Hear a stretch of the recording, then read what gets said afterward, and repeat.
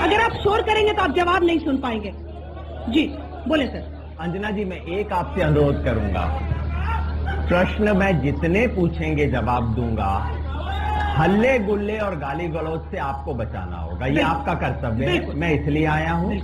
ये जो लोग अपनी पार्टी का चरित्र दिखा रहे हैं यहाँ उछल उछल के हुल्लड़ करके, अगर हुल्लड़ हुआ तो आपकी जिम्मेवारी, आप यहाँ पे जिम्मेदार। ठीक है, अब देखिए मेरी जिम्मेदारी आप सबसे रिक्वेस्ट है, प्लीज एक सम्मानजनक बहस कीजिए, प्लीज। जी जवाब दें। पहली बात, हुड्डा जी के साथ उनके प्रतिनिधि के रूप में तथ्य बिल्कुल उल्टा है। मैं किसानों के प्रतिनिधि के रूप में, मुझे 100 किसान अपने साथ लेके गए थे मुख्यमंत्री और सुरजेवाला जी से बात करने। मुख्यमंत्री जी ने मुझसे बात करने से इनकार कर दिया, कहा कि मैं सिर्फ किसानों से बात करता हूं और किसी से बात नहीं करता। और पौने घंटे के बाद किसानों ने मजबूर किया उन्हें मुझसे बात करने के लिए। नंबर 1। नंबर 2, राहुल गांधी से मिला था, रमजान चौधरी के साथ बिल्कुल हाँ 2008 में मिला था, प्राइवेट नौकरी नहीं थी। एक मेवात के किसानों का एक जवाब सुनिए प्लीज, प्लीज। हाँ सर, आप अपनी बात करें, आपकी आवाज जा रही है दर्शकों को, देश भर में लोग सुन रहे हैं, चंद लोगों के चिल्लाने पे नहीं होता, अपनी बात करें। ये मोदी जी का चरित्र दिखाई देता है इन सब चीजों से, थोड़ा चुप रहा कीजिए। मुलाकात, जो सवाल का जवाब नहीं सुन सकते उन लोगों की तो क्या तो लोकतंत्र में आस्था है। जल्दी से ठीक। ये जो रमजान चौधरी जी के बारे में पूछा था, मेवात के किसानों का एक डेलीगेशन लेके मैं गया था। ये कोई छुपी हुई चीज नहीं है, सार्वजनिक है। और मुद्दा वहां का मेडिकल कॉलेज था, जिसके बारे में आज तक मेवात के सामाजिक कार्यकर्ता मुझे सार्वजनिक अभिनंदन करते हैं, धन्यवाद देते हैं। इनमें कोई खुफिया चीज नहीं है। इन दोनों चीजों के लिए मुझे आज तक किसानों और मेवात की जनता की तरफ से लिखित धन्यवाद मिला है। मैंने तो सोचा इसके ऊपर आपके लोग तालियां बजाएंगे इस बात के ऊपर। ठीक। मेरा सवाल है इनेलो के ऋषिराज राणा से। आपके भाई अभय चौटाला ने ये कहा है कि आपकी पार्टी के ये नुमाइंदे जीतने के बाद पालम बिहार में मस्जिद बनाई जाएगी। क्या ये चुनाव आप मजहब के नाम पे लड़ रहे हैं? ठीक है, जवाब। हमारी पार्टी के सुप्रीमो ने ऐसा कुछ नहीं कहा है भाई। बैठ जा भाई, बैठ जा, कोई बात ना। मजहब के नाम पर तो आप बांट रहे हो यहाँ पे लोगों को खड़े होकर। मजहब के नाम पर तो आप बांट रहे हो। आदमी इलेक्शन लड़ता है, ये राजनीति है। ये मजहब पे नहीं बांटी जाती, जात पात पे नहीं लड़ी जाती है राजनीति। इलेक्शन लड़ो, अपने बलबूते पे लड़ो भाई। ठीक है, अब अगला सवाल है। जात पात पे इलेक्शन नहीं लड़े जाते। एक सेकंड, आपने टोपी पहनी है, आप टोपी पहने रखें, कार्यकर्ता भी सवाल पूछ सकता है, लेकिन सवाल पूछिएगा प्लीज। मेरा सवाल राजेश जी से है, जो भाजपा की तरफ से स्पोक्समैन बन के आए हैं। कल इनके जो राष्ट्रीय स्पोक्समैन है, उन्होंने जो साबिर अली इन्होंने ज्वाइन किया है, उसके अगेंस्ट इनके पार्टी में है। तो कल उन्होंने बोला था कि दाऊद यदि चाहेगा तो क्या उसको भी एंट्री दे सकते हैं बीजेपी में। क्या इतनी लालच हो गया है बीजेपी को कि किसी को भी बिना देखे, बिना उसकी तहकीकात किए, इनके आपस में ही पार्टी में ही झगड़े चल रहे? ठीक है, कुनबे में जिसको शामिल कर रहे हैं, जरा उसके चरित्र को देख लेते हैं पहले एक्सरे से। देखिए, पहले तो आप ये बताइए, दूसरे का चरित्र आप हनन कर रहे हैं। इन्होंने भी मोदी जी के चरित्र पे कहा है। अरविंद केजरीवाल जी का चरित्र क्या है? फोर्ड फाउंडेशन से इन्होंने चंदा लिया कि नहीं लिया? इनके नहीं, मैं वो बता रहा हूँ। सोमनाथ भारती जी और फिल्मों का धंधा करते थे कि नहीं करते थे? सोमनाथ भारती जी स्पैम मेल का धंधा करते थे कि नहीं करते थे? अब मैं साबिर अली की बात चाहता हूँ। क्या किसी कोर्ट ने कि कभी साबिर अली जी को किसी मामले में दोषी ठहराया? इस देश का कोई भी नागरिक किसी भी राजनीतिक पार्टी का परेशान हो गए? फिर आप ही की पार्टी के नेता परेशान हो रहे हैं। हर आदमी के एक निजी विचार होते हैं। एक बात के अरविंद केजरीवाल जी की बात है, योगेंद्र यादव जी भी एक दिन भिन्न हो गए थे। उन्होंने कहा था अरविंद केजरीवाल जी के निजी विचार है, तो इन्होंने क्या किया था ये बताएं इस बात के ऊपर। मैं भाजपा के अपने प्रत्याशी से और उनके रिप्रेजेंटेटिव से पूछना चाहती हूँ, अगर साबिर अली जी की वो इतनी वकालत कर रहे हैं तो आज उन्हें बाहर क्यों कर दिया गया? उनकी सदस्यता रद्द भी नहीं गई, उन्हें संघ की तरफ से दबाव आया और उन्हें पार्टी से बाहर निकाल दिया गया। क्या यही मोदी जी का चरित्र है?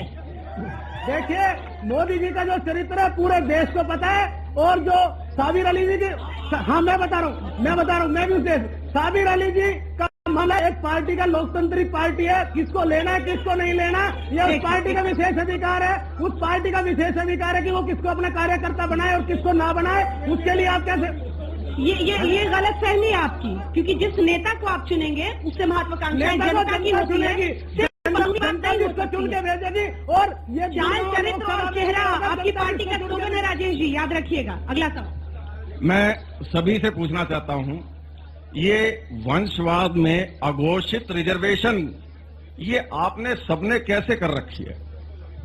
अब इसका जवाब तो एक पार्टी से लेना होगा, लेकिन मैं चाहती हूँ आपसे शुरुआत करें। लेकिन मैं उससे पहले जो मुखिया वो अपराध, उसके बाद पुत्र और अब तो उसके बाद से परपोता भी, इनकी बात का जवाब देंगे। लेकिन इससे पहले यहाँ बैठी हुई जागीर जनता से मैं पूछना चाहता हूँ, 10 साल से तो भाई राव इंद्रजीत सिंह जी गुड़गांव पर राज कर रहे हैं, यहाँ लोकसभा से MP रहे हैं। 5 साल से बादशाहपुर विधानसभा से राव धर्मपाल जी विधायक रहे हैं। उन्होंने क्या किया इस क्षेत्र के लिए? एक भी काम बता दो मेरे को, एक भी काम, सवाल सुना, एक भी काम कांग्रेस में रहते हुए एक काम किया हो किसी ने भी? जब कांग्रेस की लहर के खिलाफ बात चली तो जाकर बीजेपी में शामिल हो गए।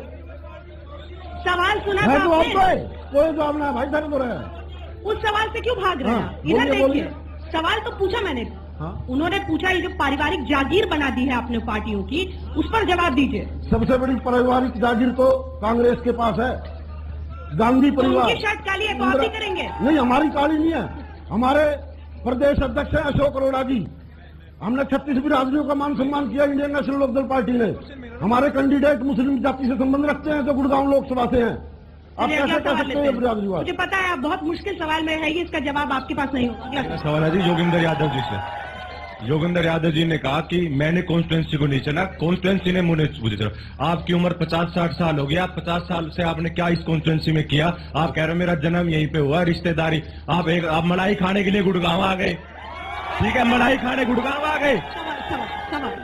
सवाल संयमित होना चाहिए। आप सबसे रिक्वेस्ट है, प्लीज एक सेकंड सर, सवाल इसीलिए योगेंद्र जी प्लीज योगेंद्र जी, इसीलिए मैंने ये सवाल सबसे पहले आपसे किया था, क्योंकि मुझे पता था ये लोगों के सवाल जहन में रहेगा।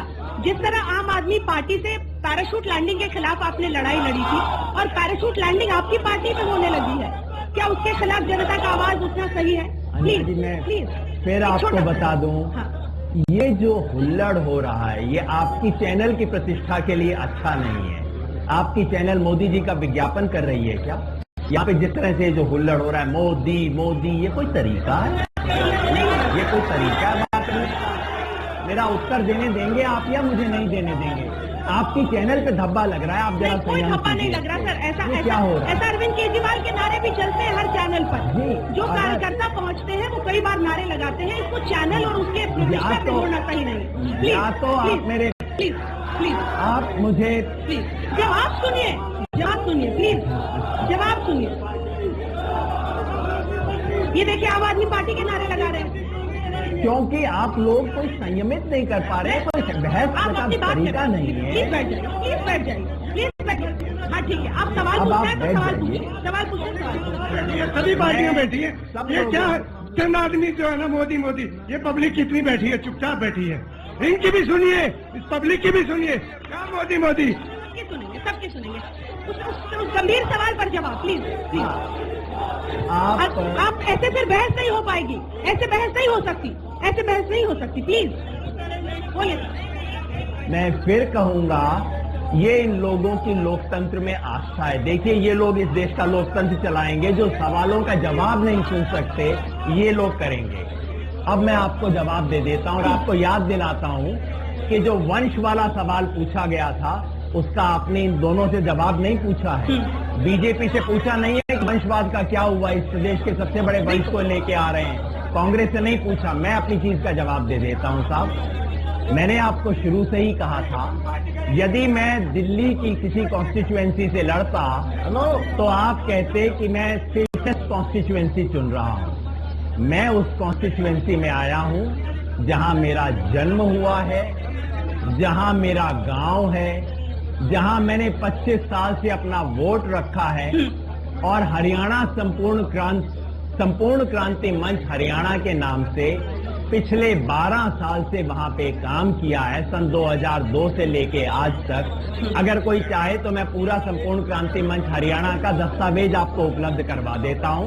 यहाँ के शिक्षण संस्थाओं के बारे में क्या किया, मेवात के मेडिकल कॉलेज के बारे में क्या किया, यहाँ के किसानों का भूमि अधिग्रहण का संघर्ष था उसके अंदर क्या किया, और भूमि अधिग्रहण के खिलाफ क्या संघर्ष किया आप बताएं। नहीं, आप गुमराह नहीं कर सकते जनता को। नहीं, आप गलत बोल रहे हैं। मैं एक सवाल पूछना चाहता हूँ सिर्फ, अभी 31 दिसंबर, आप मेरी सुन लीजिए। नहीं, आप गलत कह रहे हैं, गलत जवाब तो सुनिए। गलत बयान नहीं कर रहे हैं, ये गया लोग बोलने नहीं देंगे और आप इनको रोक नहीं सकते। मैं ये पूछना चाहता हूँ, बोलने ये नहीं देंगे, रोक इनको नया भूमि अधिग्रहण बिल 2013 लोकसभा में पास होने के बाद, राष्ट्रपति जी की मंजूरी के बाद 14 दिसंबर 2013 से लेकर 31 दिसंबर 2013 तक हरियाणा सरकार ने किसानों को 1894 वाले कानून के तहत नोटिस जारी कर दिए। मैं पूछना चाहता हूँ, उसके खिलाफ इन्होंने क्या आवाज उठाई? उसके खिलाफ आवाज उठाई सिर्फ राव इंद्रजीत सिंह ने कि भैया आप लोगों को गुमराह नहीं कर सकते ऐसे। नंबर 1, आम आदमी पार्टी पहली पार्टी थी जिसने इन नोटिस के खिलाफ अपना बयान दिया, नंबर 1। नंबर 2, मानेसर में भूमि अधिग्रहण के खिलाफ अरविंद केजरीवाल और मैंने आके पिछले साल पहली बड़ी रैली की थी। नंबर 3, वो जमीन 2007 में अधिग्रहण से मुक्त हो चुकी थी। जिस जमीन के लिए या तो आप बोलने दे वो मेरे जमीन को। 2007 में अधिग्रहण से मुक्त हो चुकी थी। आप गलत बयान नहीं कर रहे हैं, आपको शोभा नहीं देता ऐसे पब्लिक को। मैं तथ्यों के साथ बोल रहा हूँ, मैं आपको अंजना जी, आप यकीन सज्जन को चुप नहीं करवा पसंद है सकती। सर, मुझे समझ में आ गया सर। प्लीज अपनी आवाज अब पसंद मैं रखिए। गिना दूं, अंजना जी मैं गिना दूं। भूमि अधिग्रहण पे पूछा है।